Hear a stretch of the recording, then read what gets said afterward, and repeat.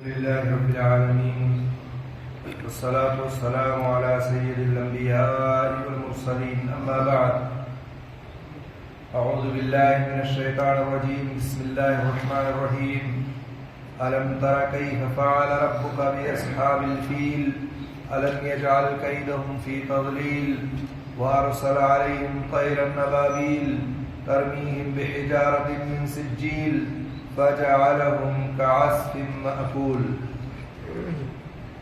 سورہ فیل ہے، مکی سورت ہے. اللہ رب العالمین نے فرمایا الم تر کیف فعل ربک باصحاب الفیل، کیا تو نے نہ دیکھا کہ تیرے رب نے ہاتھی والوں کے ساتھ کیا کیا. ہاتھی والوں کے ساتھ جو یمن سے خانہ کعبہ کی تخریب کے لیے آئے تھے.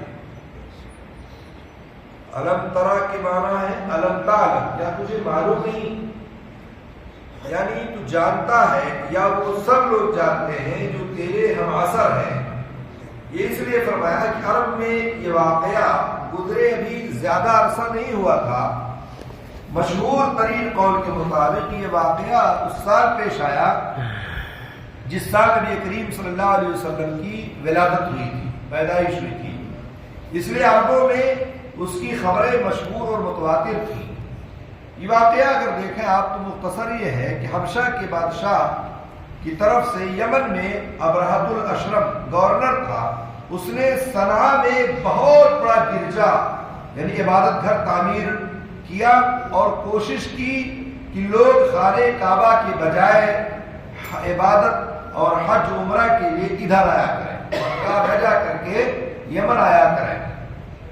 یہ بات اہل مکہ اور دیگر قبائل عرب کے لیے سخت ناگوار تھی. یہ کیسے ہو سکتا ہے کہ لوگ اب مکہ اور خانہ کعبہ کی طرف نہ آ کر کے اور یمن کی طرف جائیں.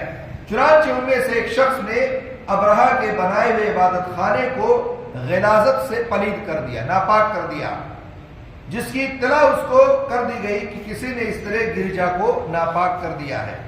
جس پر اس نے خانہ کعبہ کو گرانے کا، ڈھانے کا عزم کیا، ارادہ کر لیا اور ایک لشکر جرار لے کر مکہ پر حملہ آور ہوا. کچھ ہاتھی بھی اس کے ساتھ تھے. جب یہ لشکر وادی محصر کے پاس پہنچا تو اللہ تعالیٰ نے پرندوں کے غول بھیج دیے جن کی چونچوں اور پنجوں میں کنکریاں تھیں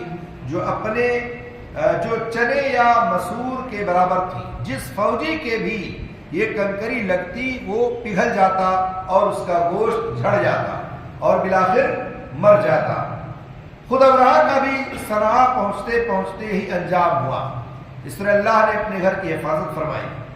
مکے کے قریب پہنچ کر ابرہہ کے لشکر میں نبی کریم صلی اللہ علیہ وسلم کے دادا کہ جو مکے کے اس وقت سردار تھے، اونٹوں پر اس نے قبضہ کر لیا، جس پر عبد المطلب نے آ کر ابرہہ سے کہا کہ تو میرے اونٹ واپس کر دے جو تیرے لشکریوں نے پکڑے ہیں. باقی رہا خانہ کعبہ کا مسئلہ، جس کو ڈھانے کے لیے تو آیا ہے تو وہ تیرا معاملہ اللہ کے ساتھ ہے. وہ اللہ کا گھر ہے، وہی اس کا محافظ ہے. تو جانے اور بیت اللہ کا مالک جانے. اس طرح سے انہوں نے جا کر کے ابرہہ سے کہا. تو اللہ رب العالمین نے فرمایا کیا تو نے نہ دیکھا کہ تیرے رب نے ہاتھی والوں کے ساتھ کیا کیا. ہاتھی والوں سے مراد یہی ابرہہ ہے جو واقعہ مختصراً ذکر کیا گیا. کہا الم یجعل کیدہم فی تضلیل، کیا ان کے مکر کو بیکار نہیں کر دیا. یعنی جو خانہ کعبہ کو ڈھانے کا ارادہ لے کر آیا تھا میں نے اس کو ناکام کر دیا. اور فرمایا وارسل علیہم طیرا ابابیل، اور ان پر پرندوں کے جھنڈ بھیج دیے. یعنی ابابیل پرندے کا نام ہے بلکہ اس کے معنی بھی ہے غول در غول. جھنڈ کے جھنڈ اللہ تعالیٰ نے پرندوں کو بھیج دیا. اور کہا پھر آگے اللہ تعالیٰ نے ترمیہم بحجارۃ من سجیل، جو انہیں مٹی اور پتھر کی کنکریاں مار رہے تھے. وہی پرندے جو غول در غول جھنڈ اور جھنڈ آئے، کیا کیا انہوں نے جو ہے مٹی اور پتھر کی کنکریاں مار رہے تھے. سجیل مٹی کو آگ میں پکا کر اور اس سے بنائے ہوئے کنکر، اسی کو سجیل کہتے ہیں. ان چھوٹے چھوٹے پتھروں یا کنکریوں نے توپ کے گولوں اور بندوق کی گولیوں سے زیادہ جو ہے مہلک کام کیا، جس پر گرتا، جس پر پڑتا وہ پگھل جاتا، اس کا گوشت جھڑ جاتا اور آخر میں کیا ہوتا، وہ مر جاتا۔ یہ صورتحال تھی۔ اللہ تعالیٰ نے ان پرندوں کے چونچوں میں یہ چیز دے کر کے بھیجا اور اس طرح سے مٹی اور پتھر کی کنکریاں ان لشکر والوں کو مار رہے تھے۔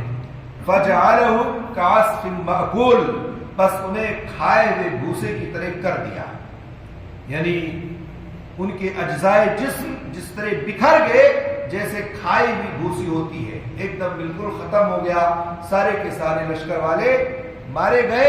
اور اس طرح سے اللہ کے گھر کو ڈھانے آئے تھے، اللہ تعالیٰ نے پرندوں کا جھنڈ بھیج کر کے ان سب کے کام کو تمام کر دیا اور تباہ و برباد کر دیا۔ تو یہ ہے واقعی فیل جو اللہ تعالیٰ نے مختصر یہاں ذکر کیا ہے۔